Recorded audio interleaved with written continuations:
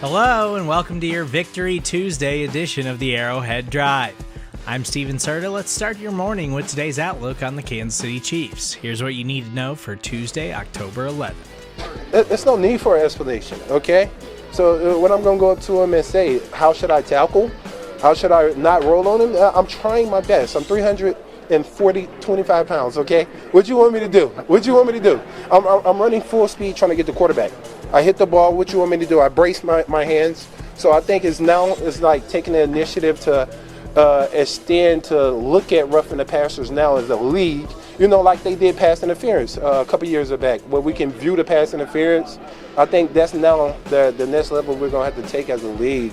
The Kansas City Chiefs pulled off a huge win on Monday night over the Las Vegas Raiders, improving to 4-1 on the season with a 30-29 win. It was an up-and-down performance from the Chiefs that could have gone either way, but without a doubt the biggest play of the game came with 1:13 left in the second quarter, with the Chiefs trailing 17-7. Kansas City was struggling with the Raiders' pressure up front to start the game, and Derek Carr was making plays when they needed them, along with a strong running game from Josh Jacobs. The Chiefs needed a stop in a desperate way, and that's when number 95, Chris Jones, does what he does best in sacking the quarterback. Jones sacks Carr, strips him of the football in the same motion. It's a game-changing play, right? Yeah, he said 97. Obviously, he meant 95, but that ball's out clearly. Not exactly, as the officials inexplicably call roughing the passer on Chris Jones for what appeared to be a perfectly legal hit. This, of course, comes the day after a similar play involving Falcons defensive lineman Grady Jarrett was called for roughing the passer on a routine sack on Bucs quarterback Tom Brady late in the game. The NFL continues to have issues identifying what constitutes a sack and what roughing the passer actually is. The Raiders kept the ball, and it led to another field goal as they took the 20-7 lead, but it was the play of the game that awoke the Arrowhead crowd. Arrowhead disagreed with the call in such a way that you could feel the ground shaking through your television at home. I'd be willing to bet that the Arrowhead crowd could have challenged that Guinness World Record on Sunday night after that bogus call that still seemingly changed the tide in a positive way for the Chiefs. Andy Reid did confirm after the game that defensive lineman Turk Wharton was lost for the year with a torn ACL. It's a tough blow for a young player who had carved out a nice role for himself in this Chiefs defense.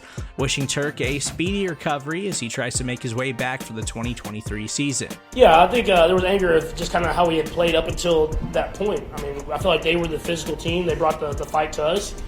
But I thought our guys responded. And I was just talking with guys in the locker room. It was like sometimes these games are the ones that build the true character of the team. I mean, whenever you come out and they're kind of like throw that first punch and hit you, and how you respond and go back and fight, that was good to see from this team. It was a frustrating opening half for the Chiefs that was highlighted by poor officiating, but also some chippy play from these two AFC West rivals. Mahomes was seen sharing words with Raiders defensive end Max Crosby on multiple occasions on Monday night. Crosby is having a nice season and did manage to sack Mahomes, but the Chiefs' star quarterback gets the last laugh as they improved to 4-1 while the Raiders dropped to 1-4 on the year. I've seen him that angry, but not about a call on the football field. But if Coach is pretty animated, he's a pretty even-killed guy, so he must not agree with it. But like I said, it's a hard job. It's hard for me to be out there, be kind of criticizing it after the fact, but glad we won the football game, and it's not as big a deal as it could be. All right, for the last time, to further illustrate the anger that rippled throughout the entire game over the roughing the passer call, Andy Reid had maybe the most angry moment of his entire NFL career. Reid's usually the voice of reason on the Chiefs sideline, but even Big Red was noticeably livid with the call. Reid even spent some extra time speaking with the officials after the first half clock hit 0 before he hit the tunnel to head to the locker room. It's a game on a national stage with the call so impactful that it would undoubtedly impact some kind of adjustment from the NFL in the coming weeks. It's Raiders Chiefs, baby. It's going to bring it out of you, man. Especially, we started off a little slow. Had some calls not go our way, and got not only us fired up, but that entire stadium fired up. And Arrowhead had our back, so we just rallied together and really fought through that one. All right, we had to get to all of that as a way to try and explain the absurdity of this game in the first half. Again, the Arrowhead crowd had, in my opinion, the most impactful performance I've ever seen a stadium crowd have on a single game. As you just heard from Travis Kelce, it also had something to do with this Chiefs-Raiders rivalry because Kelce showed up in a massive way.